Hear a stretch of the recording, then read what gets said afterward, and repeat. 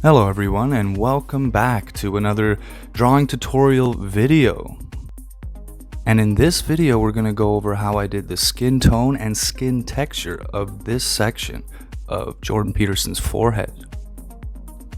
The first thing I'm doing is using a very thin layer of charcoal powder applied to this soft makeup brush, and then using the tissue paper to further blend that in a little bit, just to achieve a very basic initial skin tone for which we can apply some details and refinement into later.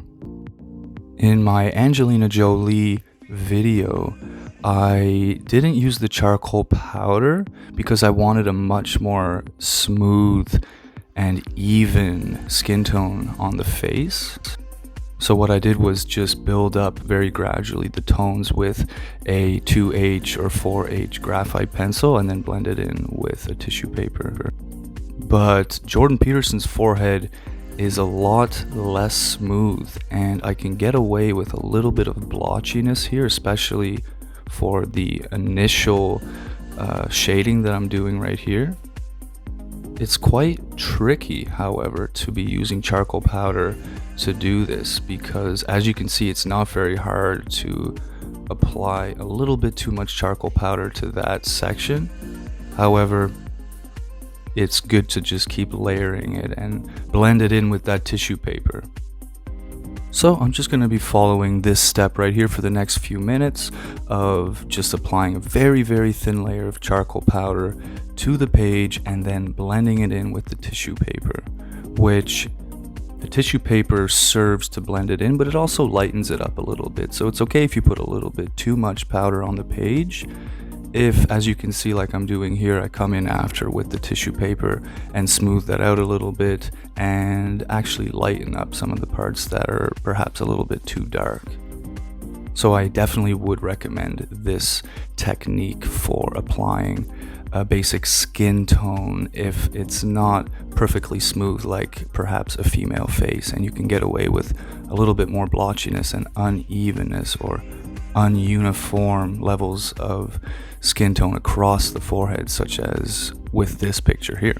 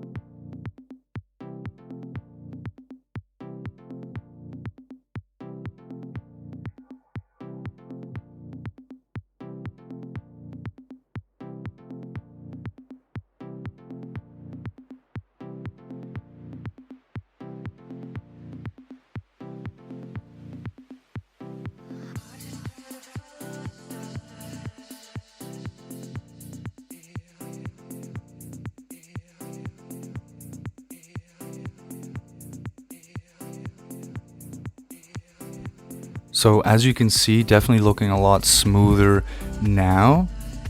And also you'll be able to see that some parts are a little bit darker and it almost looks a little bit blotchy in some spots. But the reference picture does have a nice variety of skin tone across the forehead, kind of similar like this. So I think this is a good enough base for now.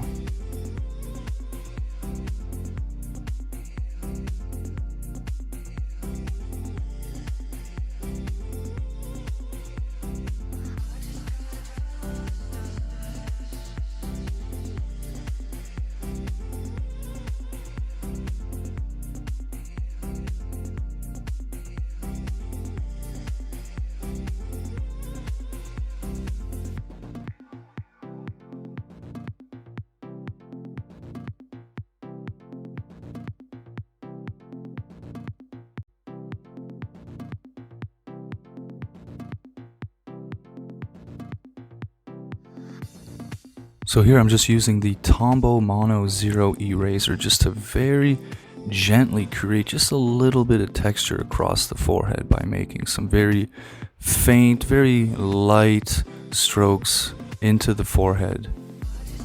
Those details in that area are just very subtle.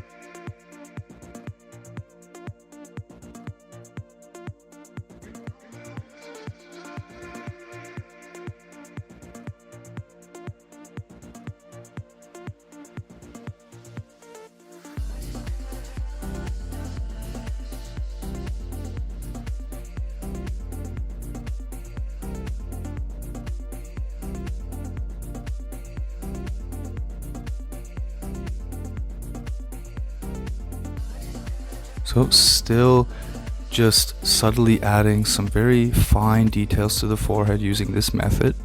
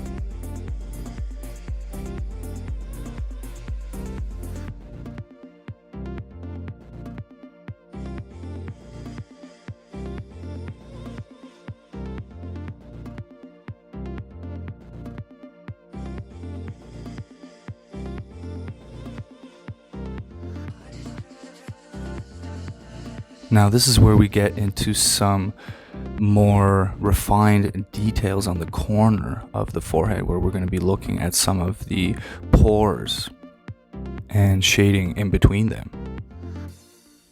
So first with this section here is I'm just adding some whiter highlights using this Tombow Mono eraser first, and then we'll come in between later with a graphite pencil to add some of those darker details in between these white highlights.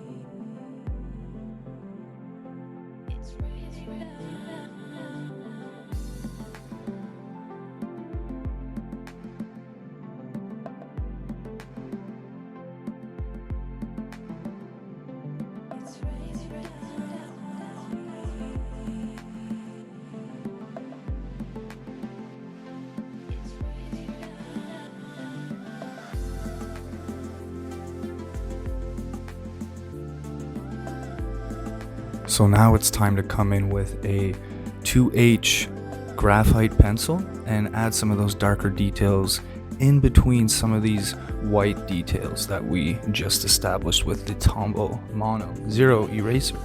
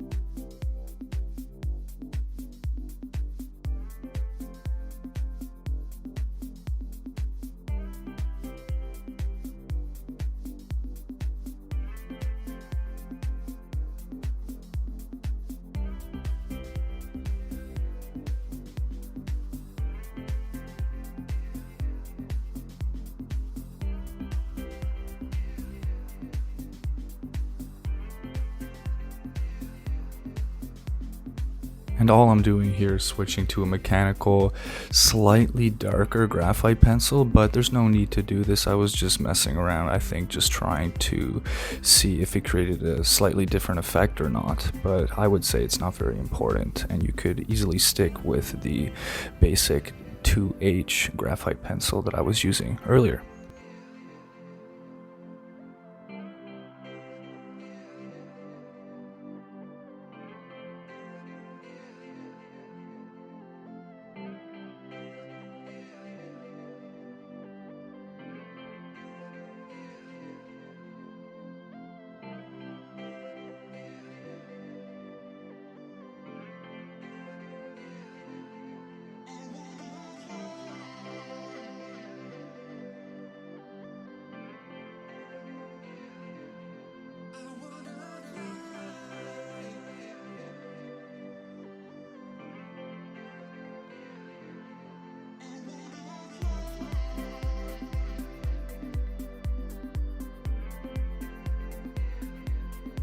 And very similarly to my hair tutorial, when I'm using a kneaded eraser to lighten up certain tones on top of details that I've erased in, whether or not it was the white hairs in the side of the head in my last video, or if it's the white details in the forehead, when you use the kneaded eraser, it does lift off some of that charcoal powder off the page, but it's not going to affect those erased marks that you've already established with the Tombow eraser. But coming in after with some more charcoal powder to try to darken it up a little bit, it's very likely that you're going to mess up these details that you just erased into it.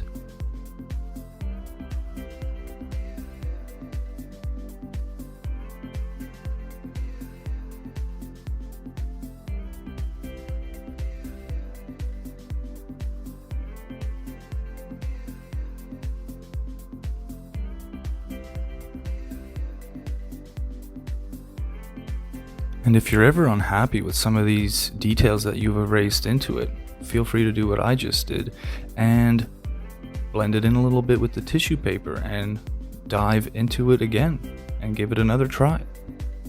Something I often preach in these videos is that you're rarely going to get an effect right off the bat on your first try, and it oftentimes, especially depending on the type of thing that you're drawing, it might take multiple layers and multiple attempts and trying different methods and just kind of reworking certain areas until you're satisfied with what it looks like. For most of these videos, I usually only turn on the camera when I'm more confident that there is a particularly good teachable moment in that segment that I'm trying to draw, and when I feel confident that I can sort of get it done in one try and I already know roughly what I'm going to do.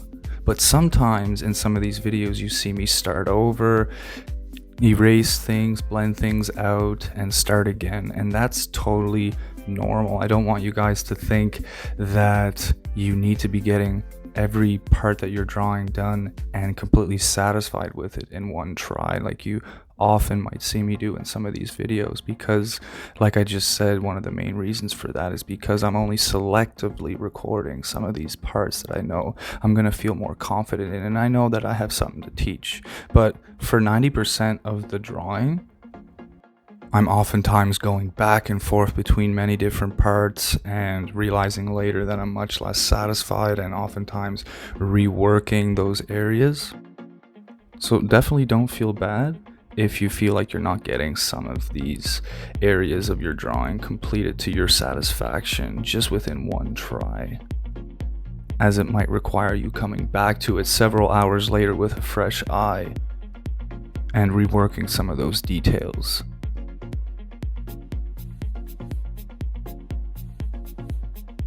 But for now, I'm still using the graphite pencil to add some subtle wrinkles and darker details, such as darker pores and shadows, next to some of these whiter highlights that I've already erased in. I definitely think that I have a lot of opportunity for improvement when it comes to skin textures and details such as what I'm showing you here. But regardless of that, I really think it's a good idea that, much like you're seeing me do in this video, to just take your time and try to get into a groove, a nice flow where you can nice and gradually build up some of these details and textures.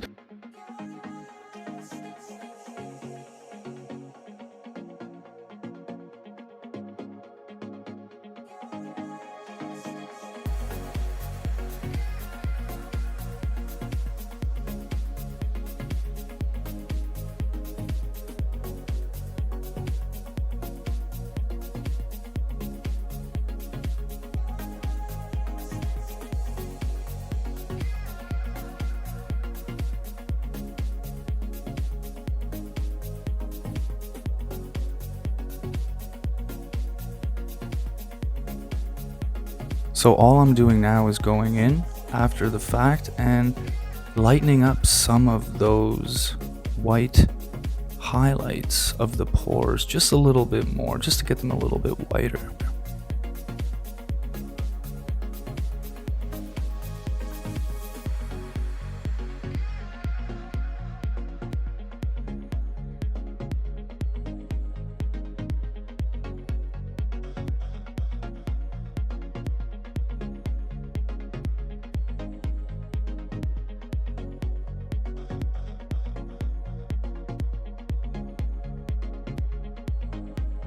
And when working on textures like this, such as pores, it's important to pay close attention to where the white highlights are relative to the darker details, such as that subtle dark shadow next to each white highlight that you've erased.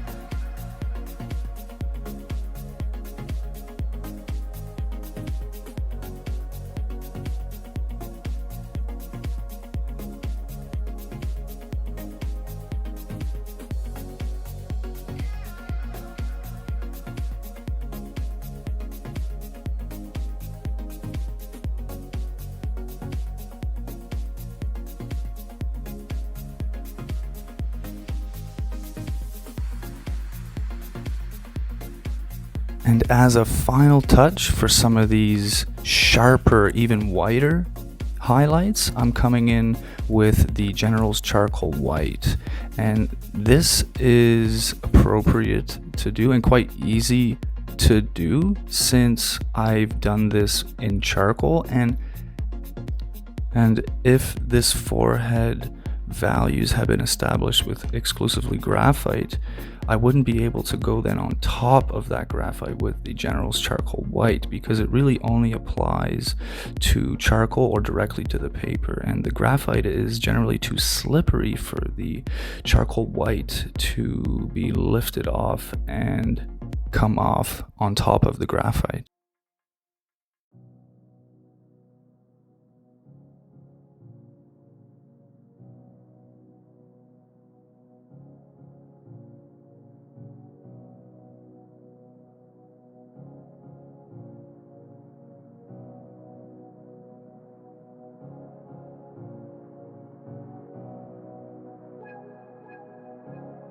Anyway, that concludes today's tutorial on skin texture and building up skin tone. I hope you guys learned a thing or two. Be sure to send me a message if you have any questions about anything that I've talked about in this video. Thanks for watching, and I will see you guys in that next video.